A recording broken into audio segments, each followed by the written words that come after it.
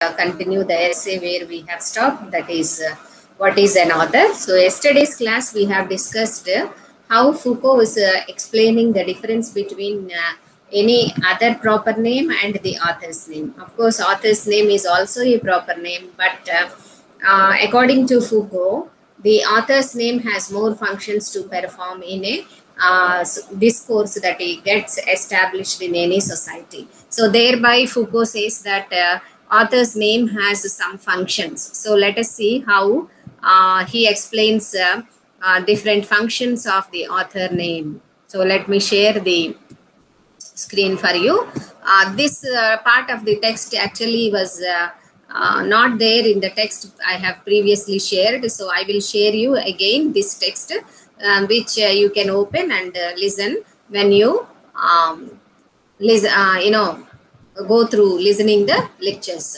So going through the text, if you listen, it will be of help to you. So in yesterday's class, we have stopped that, with Foucault's discussion of the author function is therefore characteristics of the mode of existence, circulation, and functioning of certain discourses within a society. So when in a given society, according to Foucault, the author name will have certain functions and a kind of existence, and it circulates, and certain discourses will get developed around the name of the author. Now he straightly goes to the author functions and he states, let us analyze the author function as we have just described. So in the above paragraph, he described with a explanation of how different author's name is from any other proper name. And though it is a proper name, it has some kind of description and designation attached to it. And thus, a kind of discourse gets developed around a particular author's name. And so we have to consider that though it is a proper name, it is unlike the proper name and it has some special functions to be performed in any given culture. So he says, let us analyze. In our culture, how does one characterize a discourse containing the author function? So how can we characterize that this and such a discourse is containing the author function, etc. He wants to, beginning with the questions, he will try to explain in what way this discourse different from other discourses. So many discourses will be there in a given culture. So how can we differentiate the discourse of the author from other discourses? If we limit our remarks to the author of a book or a text, we can isolate 4 different characteristics. So actually we have gone to a part of the essay which covers the 4 other functions. Actually Foucault mentions 4 other functions, and this we have left and covered the other part of the essay. So that is why I am beginning from here now. So he says, if we limit our concept of the author only to the text, there is a possibility of identifying 4 different characteristics. That means the author function, okay, has 4 different characteristics according to Foucault. And in other words, we can take these are the other functions, okay, functions of the author's name in a discourse we can take. So first of all, he says, discourses are objects of appropriation. So the discourses that are based on author are objects of appropriation. So this is a kind of penalization. The form of ownership from which they spring is of a rather particular type, one that has been codified for many years. We should note that historically, this type of ownership has always been subsequent to what one might call penal appropriation. So Foucault, of course, is popular for historical analysis or a historical evaluation of thought, of concepts, different concepts and aspects, etc. So here first, to identify the first characteristic of author function, it is to find out the discourses that are objects of appropriation, because writers were subjected to penal appropriation in the ancient times. Historically, the ownership has always been subsequent to what one might call penal appropriation. So, if so and so is the owner or author of a particular writing or a discourse, he, of course, is penalized. Why? Textbooks and discourses are really began to have authors. Okay, that means what? Previously, there were no authors other than mythical, sacralized, and sacralizing figures, to the extent that authors became subject to punishment. So, in some cultures, the necessity to fix an author actually came into existence in order to penalize the ones who have written some particular point of view or presented their own points of views, etc. Okay, say for example, we can take heresy, heretical, etc. Heresy is something which is writing against religion or doing things against religion. You say, take for example, Bible says that God created the world. So, if you say that it is not God that has created the world, but it is only a survival of the fittest or evolution, okay, evolution of the human being, how things are, human beings actually evolved from one cell, monocell to polycells, etc., etc. This is a scientific theory, but in the beginnings, it is believed to be heretic. So something which is against the established belief, which is like religious belief. See, religion is one kind of institution. I used to tell you, in Britain actually, Roman Catholic Church has grown into a kind of institution which governs the lives of not only the people but also the courts of the kingdoms, etc. So on the one hand, the institution is established, and whatever the institution in the sense the religion says is good or should be accepted. If someone wants to contradict that, it becomes a heresy. In such conditions, actually, the institution wants to punish those who are behind those heretical statements or those contradicting statements, etc. Okay, so there actually in the history, the genesis of author is found. The author actually has taken birth in the need to punish, that is the penal appropriation, subject to punishment. That is to the extent that discourses could be transgressive. So they are crossing the boundaries. So they are crossing the boundaries of the beliefs, religious beliefs, or the institution of the church, the authority of the church, etc. So even Protestantism to some extent was considered heretical only when Reformation took place. That is when Henry VIII, the king, actually himself declared as the head of the church and declined the power of the Pope. Only we can see that other ways of worship, other ways of thinking were accepted. So till then, whoever will say, actually, it is not only the religion, even you can take the government also, or the monarchy also. If king passes some acts, rules, etc.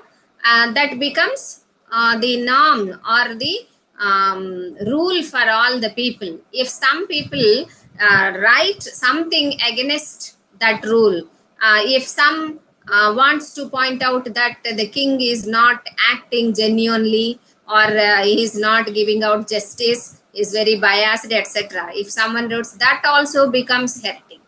So there, in this case, we may not call it as heretic, but it is what you call as anti-governmental or terroristic kind of activities. They also. So in such conditions also, if someone is writing against some established belief or some established governments or institutions, they become actually transgressive, and there is a need to punish them. So in the European culture, in not only European culture, in any culture it will be similar, maybe with some insignificant differences. So here Foucault has taken European culture, and there he says that in the European culture, the genesis of author could be seen in the need for the penal appropriation. So in our culture, and doubtless in many others. See how Foucault also says not only in European culture, but in many other cultures, that is put in brackets, discourse was not originally a product. So it is not a product, a thing, a kind of goods. It was essentially an act. So discourse is an act. An act placed in the bipolar fields of the sacred and the profane, the licit and the illicit, religious and blasphemous. So the actually discourse always is placed between the two poles of right and wrong, religious, irreligious, sacred, profane, licit, illicit. So actually pro-government, anti-government, etc. So like that. So anything, any act, any discourse that develops, okay, criticizing the other becomes the second one, that is profane, illicit and blasphemous. So historically, it was a gesture fraught with risks before becoming goods caught up in a circuit of ownership.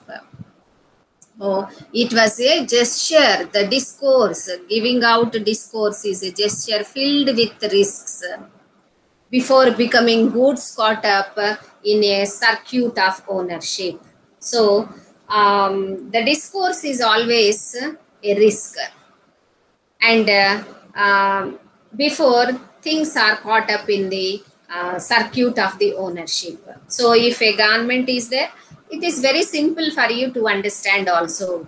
The church is a powerful institution. If someone writes against the church, of course, it becomes the blasphemous or profane. Okay. And the government or the king is the supreme power. If someone talks against the king or writes something against the king, of course, it becomes illicit. Okay.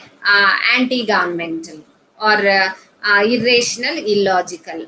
So this is how there was the necessity of finding out an author so to punish. So Foucault says that the discourse, of course, has taken place, or the origin of the discourse has taken place in such circumstances only. Historically, it has evolved with the efforts to fix some kind of ownership to some person and then to punish them. So once a system of ownership for texts came into being, once strict rules concerning authors' rights, author-publisher relations, rights of reproduction and related matters were enacted, and the end of the 18th and the beginning of the 19th century, the possibility of transgression attached to the act of writing took on more and more the form of an imperative peculiar to literature.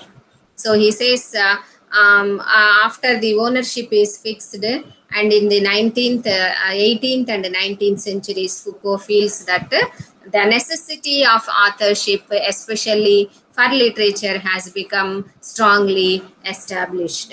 And it is as if the author, beginning with the moment at which he was placed in the system of property that characterizes our society, compensated for the status that he thus acquired by rediscovering the old bipolar field of discourse, systematically practicing transgression and thereby restoring danger to a writing that was now guaranteed the benefits of ownership.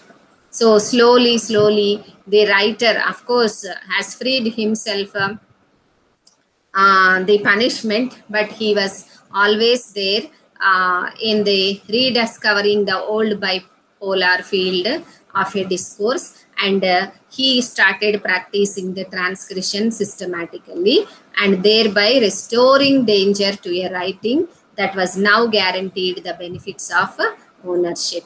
So now the benefits of ownership were solidified and were always established during the 18th and 19th century, according to Foucault. Though that kind of punishment is not there, because literature is freed from that kind of licit or illicit, etc., bipolars. And we know, though some texts were banned, etc., during the 18th and 19th century also, say for even before 18th century, 17th century also, there are some texts like Milton's Paradise Lost is also banned for some time. Okay. And many other texts are there which were banned for some reasons. Maybe for revealing rebellious or revolutionary ideas, etc., etc. But however, crossing all these historical periods or all these ages, Foucault says that, of course, the authorship is established across the centuries. So the author function does not affect all discourses. So this is the first thing. So what are the characteristics of the author function? That is what he is discussing. And first of all, he says that they are objects of appropriation. How they are objects of appropriation? Because the genesis of the fixing of the author is found in the bipolar fields of the sacred, profane, religious, blasphemous, licit, illicit. And thus, beginning from the ancient times, during the 18th and 19th century, particularly in literature, the author got established himself. And the position of the author is solidified. As we have seen in the first paragraph itself, he says that that is a moment of individualization. So the author got individualized. He was freed from, of course, penal punishment also. Yet there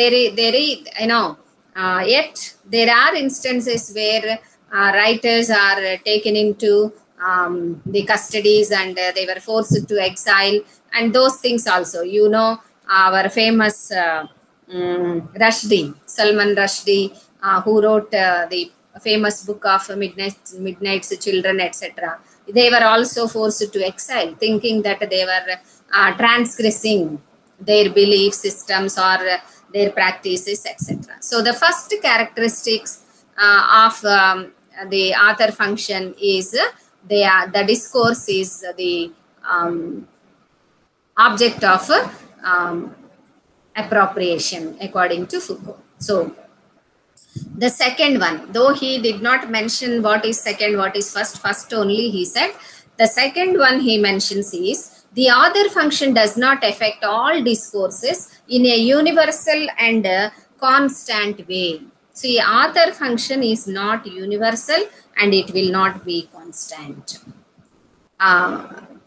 Constant way, however, in our civilization, of course, he is referring to France, okay, French civilization, or it can be taken as a whole for European civilization also. it has not always been the same type of text that have required attribution to an author. So in this paragraph, what he says is that nowadays we are talking of literature and with reference to an author, very particular, because any reference made, we need an author. But here he says that previously it was not so. Literature, actually, that is what he meant by the effect of the discourses is not universal and not constant. So literary texts were previously not fixed with any author, and stories get circulated. Okay, epics, tragedies, comedies, folk tales, etc., or fables, etc., they get circulated in the society, and they are all mostly anonymous, and it caused no difficulties also, because they are passed on for generations. Their ancientness itself is the guarantee, and they were just passed on from one generation to the other generation without any mention of the name of the author.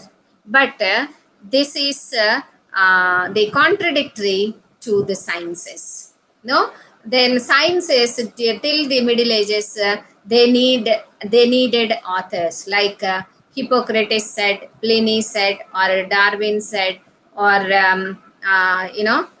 who is that Tuscan Milton recounts, no, Galileo, etc. So in the Middle Ages, and also up to the 17th or 18th centuries also, we can see that in sciences, the author name is very important, and the points of views of so and so will get circulated in the society only with the name of the scientist attached to that. So he says from the ancient times, if you see, literature has no author, whereas science has author. But a shift happened. A shift has happened. That is what in the next paragraph he says. A switch takes place in the 17th or 18th century. So that is where in the previous section we have seen 17th and 18th and 19th century literature has arrived at a point where authors are everywhere, though it has of course freed from that bipolar field, and no more they are objects of penal appropriation. So to some extent they were, but it was not so as it was in the ancient period. Because everything is not considered transgressive. Now, when it comes to the second author function, that means discourses are not universal and they are not they won't go on in a constant way. Foucault gives the example of the anonymity of literature till say 16th we can take 16th century, and very particular name, science, and the opinions of scientists were always quoted with the name of the scientists only. So this actually changed in the 17th and 18th century. Scientific discourses began to be received for themselves. There is no name of the author. In the anonymity of an established or always demonstrable truth, they are accepted even without the name of the scientist, and their truth value is not questioned even in the absence of the reader. Their just a minute. Their membership in a systematic ensemble and not the reference to the individual who produced them stood as their guarantee. So even now, scientific discoveries are like that only. Nowadays, we have so many surveys which scientists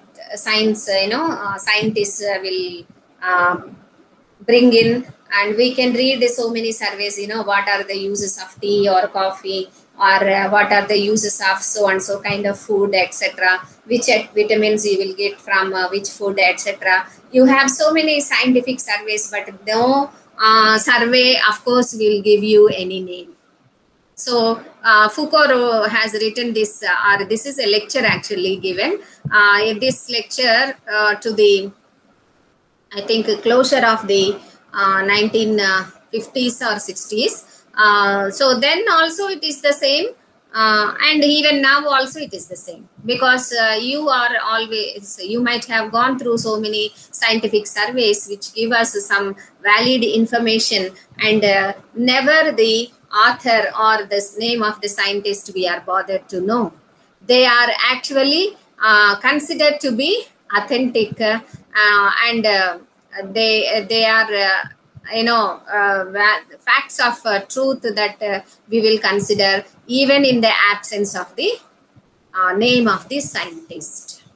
So the author function faded away, and the inventor's name served only to christen a theorem, proposition, particular, effect, property, body, group of elements, or pathological syndrome. So in the science, all these things happened. The author function is not there. Only inventor's name served to christen a theorem. Okay, by the same token, literary discourses came to be accepted only when endowed with the author function. The reverse thing has happened when it comes to literature. The science, the author function of the author disappear, but in literature, the author got solidified. Moreover, we will not accept any statement unless an author is given to it. So we are always eager to know who is the author of. If you quote something, people will try to probe who is the author of this thing. So that this Foucault is explaining only to say that the author function does not affect all discourses in a universal manner, and also it is not constant. So it is shifting. So once scientific discourses are never valued without an author, but now no one questions for author. When previously for literature, no one wanted to know who the author was, but now it is very much important. So we now ask of each poetic or fictional text, from where does it come, who wrote it, when, under what circumstances, or beginning with what design. So when it comes to literature, we are very particular. Foucault is saying that to know from where it came, when it was written, under what circumstances it was written, and what design. The meaning ascribed to it and the status or value accorded to it depend on the manner in which we answer these questions. Naturally, because we have literatures like subaltern literatures or mainstream literatures or subsects, etc.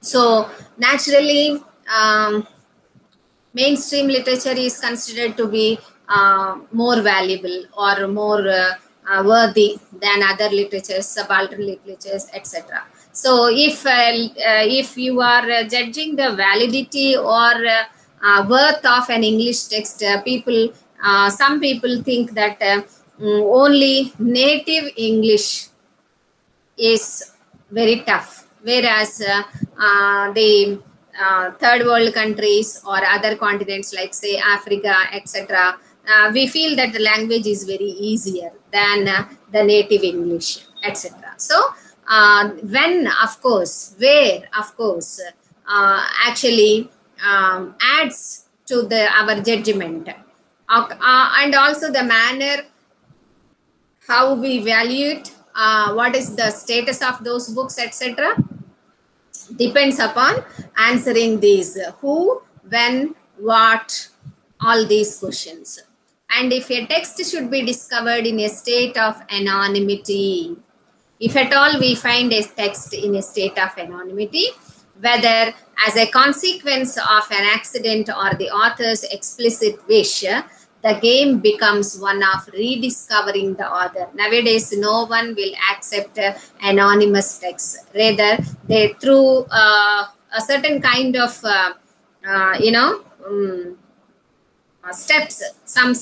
through some steps, they will try to attach the text to some author, since literary anonymity is not tolerable. So ancient days, of course, it is tolerable. Now it is intolerable. We can accept it only in the guise of an enigma.